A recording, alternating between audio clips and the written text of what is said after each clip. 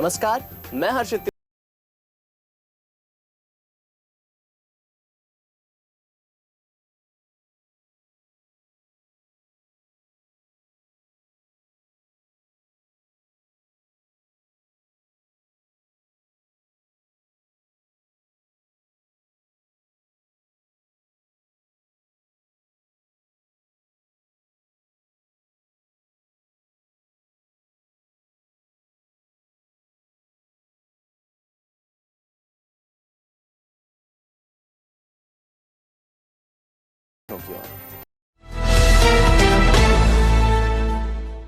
प्रधानमंत्री स्वनिधि योजना के अंतर्गत स्ट्रीट वेंडर्स को लोन देने के लक्ष्य को पूरा न करने पर शनिवार को फिर कलेक्टर ने सख्त रुख अपनाया।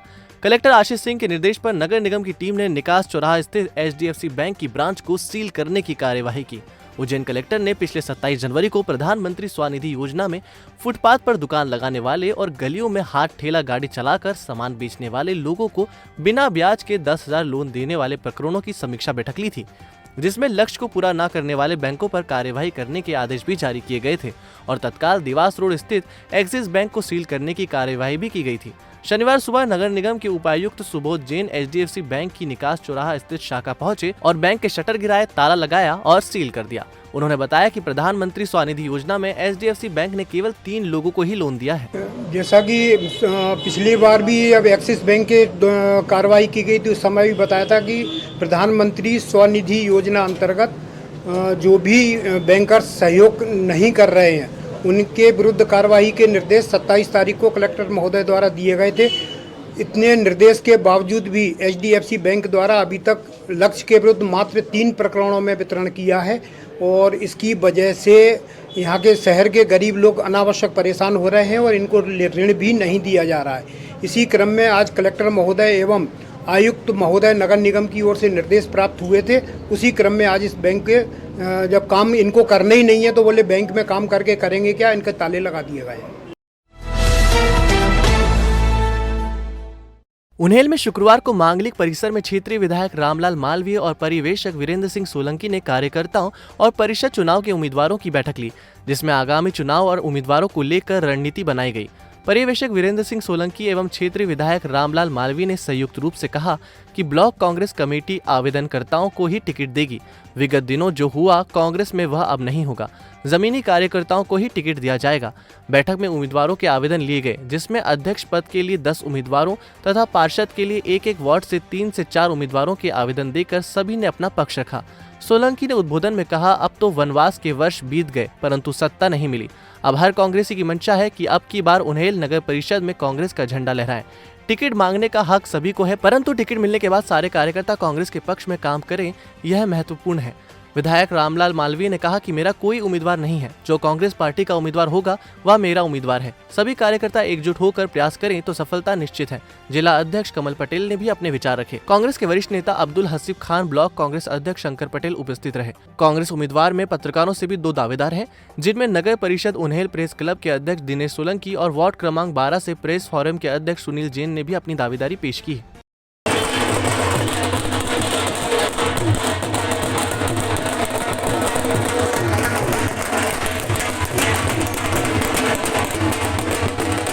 माननीय विधायक जी ने, जिला कांग्रेस कमेटी ने, हमारे सर प्रभारी संजीव पटेल जी के साथ हम सब लोगों ने पार्षद और अध्यक्ष के जितने दावेदार हैं उन सब लोगों से 1 to 1 चर्चा की है।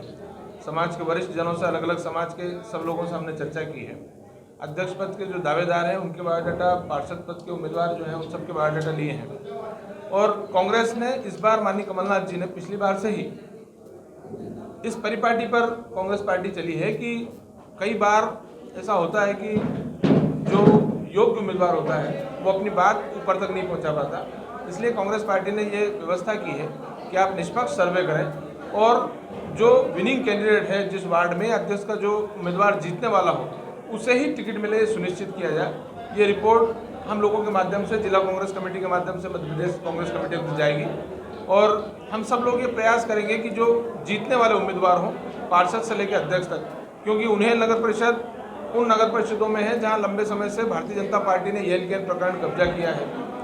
यहां पर भारतीय जनता पार्टी के और निर्दलीय उम्मीदवारों से जनता त्रस्त हो चुकी है और जनता चाहती किसी भी सूरत में इस बार कांग्रेस पार्टी का अध्यक्ष बने। और जो जोश आज लोगों में देखने को मिला है, उससे निश्चित रूप से आज ये आभास हमको हुआ है कि कार्यकर्ता एकजुट है। किसी भी व्यक्ति को कांग्रेस पार्टी टिकट देगी, वो व्यक्ति को कांग्रेस का कार्यकर्ता चुनाव जिताने का प्रयास करेगा। हम लोग ये सुनिश्चित करने आए हैं कि योग्य और जीतने वाले सर्वाधिक योग्य उम्मीदवार को यहाँ से टिकट मिले। मौत कब, कैसे, किसे और कहां आ जाए, कहां नहीं जा सकता। कहीं कोई 100 वर्ष की आयु पार कर चुका है तो कहीं जवानी में ही मृत्यु देखने को मिल रही है। अचानक मौत का एक ऐसा ही उदाहरण शनिवार को सामने आया। दरअसल जयसिंहपुरा में रहने वाले 20 वर्षीय युवक संस्कार पिता विजय खंडेलवाल की दिल का दौरा पड़ने से मौत हो गई। जानकारी के अनुसार शुक्रवार की रात संस्कार नक्षत्र गार्डन में एक पारिवारिक कार्यक्रम में सम्मिलित होने पहुंचा था। कार्यक्रम के दौरान उसके सीने में दर्द हुआ और वह बेहोश होकर गिर गया। परिजन तत्काल उसे शहर के एक निजी अस्पताल लेकर पहुंचे, जहां डॉक्टर ने उसे मृत घोषित कर दिया। सुबह जिला अस्पताल में संस्कार का पोस्टमार्टम कराया गया। संस्कार के पिता विजय खंडेलवाल दूध तलाई क्षेत्र में अनाज के व्यापारी हैं। उन्हेल के स्थानीय बस स्टैंड ग्राउंड में बने कथा पंडाल में सार्वजनिक श्रीमद् भगवत कथा समिति द्वारा आयोजित 9 दिवसीय श्री राम कथा तथा 11 कन्याओं के निःशुल्क विवाह समारोह में कथा का रसपान करते हजारों की संख्या में धर्म प्रेमी श्रोताओं के मध्य सुप्रसिद्ध कथावाचक वृंदावनवासी श्री कृष्णा प्रिया जी के मुखारबिंद से निकले शब्दों से संपूर्ण पंडाल त्रेता युग की अयोध्या नगरी जैसा हो गया। साथ ही प्रभु जन्मोत्सव की धूमधाम से संपूर्ण नगर गूंज उठा। एक दिन पूर्व से ही नगर में जन्मोत्सव की लहर देखने को मिल रही थी। संगीतमयी राम कथा के तृतीय दिवस पर परम पूज्य कृष्णा प्रिया जी ने प्रभु की अनंत महिमा का वर्णन करते हुए भोलेनाथ की अद्भुत बारात का मनमोहक प्रसंग सुनाया। इसके पश्चात देवी ने प्रभु श्री राम व उनके भाइयों के जन्म के साथ साथ राम के परम भक्त हनुमान जी की बहुत ही मधुर कथा का रसपान सभी हरि भक्तों को कराया। शनिवार को कथावाचक दीदी के द्वारा प्रभु श्री राम के बाल लीला के प्रसंग का वर्णन किया जाएगा।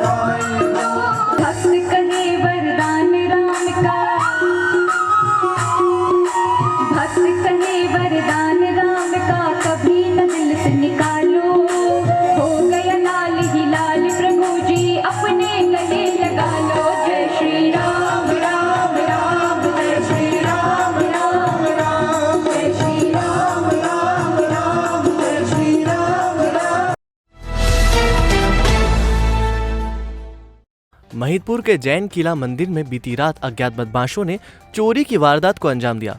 बदमाशों ने मंदिर में रखे चांदी के बर्तन और दान पेटी से रुपए चुराए हैं। अब पुलिस मामले की जांच कर रही है। चोरी की इस घटना के बाद समाजजनों में आक्रोश है। कुछ बदमाश मंदिर में घुस गए और सबसे पहले वहां लगे हुए सीसीटीवी कैमरे को बंद कर डीवीआर निकाल लिया।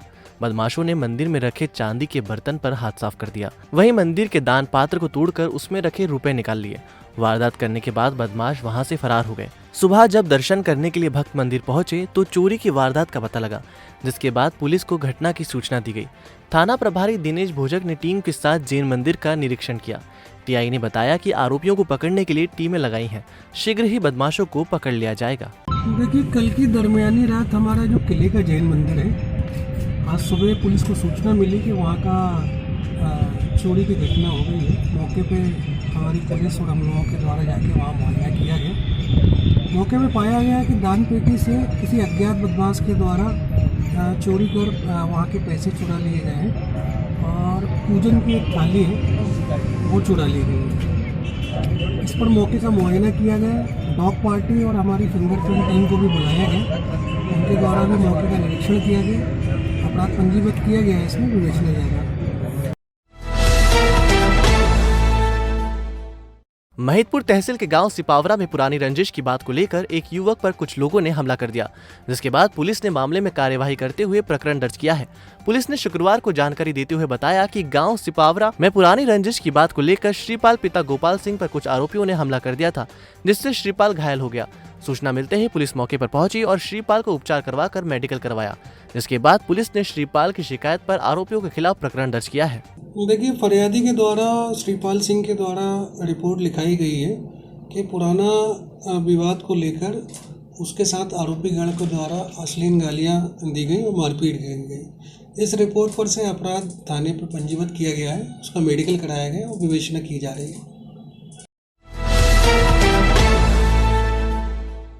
गत दिनों अखिल भारतीय विद्यार्थी परिषद का 53वां प्रांत अधिवेशन इंदौर में संपन्न हुआ, जिसमें पारित प्रस्तावों और युवाओं के संदर्भ में लिए गए निर्णय की जानकारी के लिए अखिल भारतीय विद्यार्थी परिषद द्वारा पत्रकार वार्ता आयोजित की गई। पत्रकार वार्ता में प्रांत अध्यक्ष योगेश रघुवंशी ने बताया कि प्रांत अधिवेशन में विद्यार्थियों के हित में अखिल भारतीय विद्यार्थी परिषद द्वारा 3 प्रस्ताव पारित किए गए, जिसमें प्रदेश का वर्तमान से शैक्षणिक परिदृश्य, प्रदेश का वर्तमान परिदृश्य, आत्मनिर्भर भारत और विश्वविद्यालय सम्मिलित हैं। उन्होंने बताया कि अखिल भारतीय विद्यार्थी परिषद गुणवत्ता युक्त शिक्षा दिलाने के लिए संकल्पित है। वहीं युवाओं में बढ़ते नशे की लत को दूर करने के लिए हम भी संघर्ष करेंगे। परिषद के अधिवेशन में प्रदेश सरकार से मांग की है कि वे अवैध नशे के कारोबार पर रोक लगाते हुए कानून बनाएं, साथ ही हुक्का बार पूर्ण रूप से बंद किए जाएं। अखिल भारतीय विद्यार्थी परिषद का 53वां प्रांत अधिवेशन इंदौर में संपन्न हुआ है 31 जनवरी को। उसकी जानकारी के निमित्त आज प्रेस वार्ता रखी गई थी। उस अधिवेशन में मुख्य रूप से 3 प्रस्ताव, प्रदेश का वर्तमान परिदृश्य, प्रदेश का वर्तमान शैक्षिक परिदृश्य और विश्वविद्यालय और आत्मनिर्भर भारत, इन 3 प्रस्तावों की जानकारी के लिए आज प्रेस वार्ता रखी गई। अभी इन प्रस्तावों को प्रदेश सरकार के सामने भेजा जाएगा। हमारा प्रतिनिधिमंडल जाएगा मिलने मुख्यमंत्री महोदय से, उनके सामने इन प्रस्तावों को रखा जाएगा। अभी प्रस्ताव अधिवेशन में पारित हुए हैं। भाजपा मंडल की बैठक शुक्रवार को सरस्वती शिशु मंदिर में संपन्न हुई, जिसमें आजीवन सहयोग निधि के संबंध में चर्चा की गई। बैठक में नवनियुक्त मंडल प्रभारी वासुदेव जी पांडे का स्वागत किया गया। आजीवन सहयोग निधि के लक्ष्य के रूप में शुरुआती तौर पर आज कार्यकर्ताओं ने बढ़ चढ़कर भाग भी लिया एवं लक्ष्य की अच्छी शुरुआत हुई, जिसमें सभी कार्यकर्ताओं ने अपना अपना कार्य विभाजन किया। बैठक के पश्चात मंडल उपाध्यक्ष गोकुल यादव की डेयरी पर भोजन किया गया।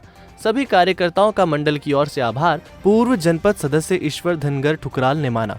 जानकारी मीडिया प्रभारी जीवन सिंह पवार ने दी। तो आपने देखी उज्जैन जिले की खास खबरें। आपको हमारा बुलेटिन कैसा लगा, इसका फीडबैक कमेंट सेक्शन में जरूर दीजिएगा। कल फिर मिलेंगे नए बुलेटिन के साथ। नमस्कार।